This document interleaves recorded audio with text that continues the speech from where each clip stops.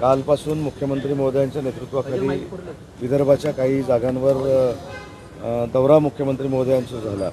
त्या संदर्भात मी आदरणीय DCM साहेबांची चर्चा केली। विदर्भातल्या अन्य ज्या जागा आहेत शिवसेनेच्या आहेत तिथं कशा पद्धतीनं कामकाज चालू आहे ह्याचा आढावा देखील मी आदरणीय उपमुख्यमंत्री महोदयांना देवेंद्रजींना दिला। मला असं वाटतं की संघटनात्मक आणि जी निवडणूक चालू आहे या संदर्भातली चर्चा होती। कुठेही रत्नागिरी सिंधुदुर्गच्या जागेवर इथे चर्चा झालेली नाही आणि आम्ही दोघं म्हणजे मी त्यांना भेटून सिंधुदुर्ग आणि रत्नागिरीचा प्रश्न सुटेल असं मला वाटत नाही। त्याच्यामुळे कुठेही रत्नागिरी सिंधुदुर्गवर चर्चा झाली नाही। जी चर्चा झाली ओव्हरऑल कालचा जो मुख्यमंत्री महोदयांचा दौरा झाला त्याच्या संदर्भात चर्चा झाली। तिकडे प्रचार सुरू केला भाजपाने पूर्णपणे। आशिष शेलार पण मैदानात उतरलेले आहे। नाही, आशिषजी काल माझ्यासोबत होते। महायुतीचा प्रचार ते करतायत, आम्ही देखील महायुतीचा प्रचार करतोय। असा वैयक्तिक कोणाचाही प्रचार सुरू झालेला नाही। रत्नागिरी सिंधुदुर्ग जागा ही अजून कोणालाही फायनल झालेली नाही।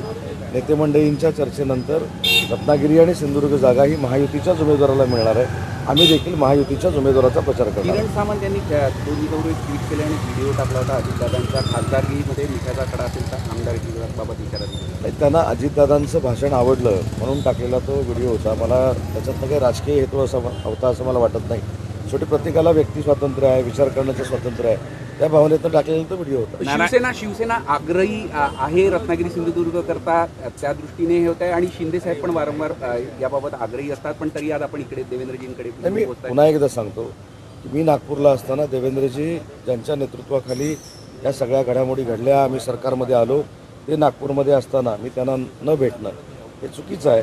आणि म्हणून जे काल दौऱ्यामध्ये झालं, हिंगोलीच्या दौऱ्यामध्ये झालं, वाशिमच्या दौऱ्यामध्ये झालं, यवतमाळच्या दौऱ्यामध्ये झालं, त्याचा सगळा आढावा मी देवेंद्रजींना दिलेला आहे। आणि म्हणून मला असं वाटतं की या भेटीकडे फक्त रत्नागिरी सिंधुदुर्ग जागेच्यासाठी भेट होती असं कोणी मानू नये। आता उपमुख्यमंत्र्यांशी भेटले, मग मुख्यमंत्री पण नागपुरातच आहे आज। नाही, मी आत्ताच बोलणं झालं ना मुख्यमंत्री महोदयांशी, आदरणीय उपमुख्यमंत्री महोदयांचं देवेंद्रजींचं आता टेलिफोनिक बोलणं झालेलं आहे। जे काही आढावा मी सांगितलेला होता त्याच्यावर दोघांची चर्चा झालेली आहे। त्याच्यामुळे मला असं वाटतं की मुख्यमंत्री महोदय इथं आहेत, देवेंद्रजी इथं आहेत, त्याच्यामुळे असं कोण कोणाला भेटत नाही याचे वेगळे अर्थ काढण्याची काही गरज नाही। सूत्रांच्या याच्यावरनं तुम्ही काढू नये ही माझी विनंती आहे। रवींद्र वायकरांच्या उमेदवारीला विरोध होतो आहे भाजपकडून। साहेब, उमेदवारीच्या बाबतीमध्ये चर्चा करणार एवढा मी मोठा कार्यकर्ता नाही। जे काही निर्णय होतील त्या निर्णयाबरोबर भाजप, शिवसेना, राष्ट्रवादी आणि मित्र पक्षाचे सगळे कार्यकर्ते काम करतील। नारायण राणेंनी असं म्हटलंय का मला देवेंद्र फडणवीसांनीच आग्रह केला होता भाजपमध्ये येण्यासाठी। त्या सगळ्या गोष्टीतून आता कुठेतरी बोलून दाखवणे हा किस्सा, त्यामुळे कुठेतरी भाजपच्या जागेसंदर्भात हे दबाव टाकण्याचा प्रयत्न। राणे साहेब हे महायुतीतले ज्येष्ठ नेते आहेत, त्यांच्या वक्तव्यावर मी माझं वक्तव्य म्हणणं मांडणं योग्य नाही। राऊतांनी टीका केली मोदी साहेब वीज पेरल्याचं काम करत आहे, मोदी साहेब वीज पेरल्याचं काम करत आहे राऊतांनी। मला असं वाटतं की रोज सकाळच्या पत्रकार परिषदेला आपण एवढ्या गांभीर्याने घेण्याची आवश्यकता नाही। त्यांचं एक 3 दिवसापूर्वीचं वाक्य होतं की 35 जागा निवडून येणार आहेत, ते महाराष्ट्राबद्दल बोललेले नव्हते, ते देशाबद्दल बोलले। संजय राऊत म्हणाले की भाजप शिंदे गटाची अवस्था जी आहे ते भाजपच्या रफेलसारखी आहे असं शब्दांमध्ये त्यांनी। मी एवढा काही साहित्यिक नाही असे शब्दप्रयोग करण्यासाठी। मी सांगितलं की त्यांच्या प्रत्येक पत्रकार परिषदेला तुम्ही एवढं गांभीर्यानं का घेता हेच मला कळत नाही। ज्यांना महाराष्ट्र गांभीर्यानं घेत नाही, शिवसेना म्हणजे उबाठा गांभीर्यानं घेत नाही, त्याला तुम्ही पण गांभीर्यानं घेऊ नका एवढी मला विनंती करायची आहे। आणि असे शब्दप्रयोग करण्यासाठी मी त्यांचा एवढा मोठा साहित्यिक नाही। काल उद्धव ठाकरे म्हणाले भाजपने मला संपवण्याचा प्रयत्न करताय, शिवसेनेला संपवण्याचा प्रयत्न करताय, ते पूर्ण होणार नाही। ते कोण कोणाला संपवण्याचा प्रयत्न करत नसतो, प्रत्येकाचं कर्म स्वतःला संपवत असतं। ज्या पद्धतीने त्यांची कार्यप्रणाली होती, ज्या पद्धतीनं भाजपबरोबर अलायन्स असताना देखील आम्ही काँग्रेसच्या बरोबर गेलेलो होतो, त्याच्यातनं एकनाथ शिंदे साहेबांनी उठाव केलेला आहे।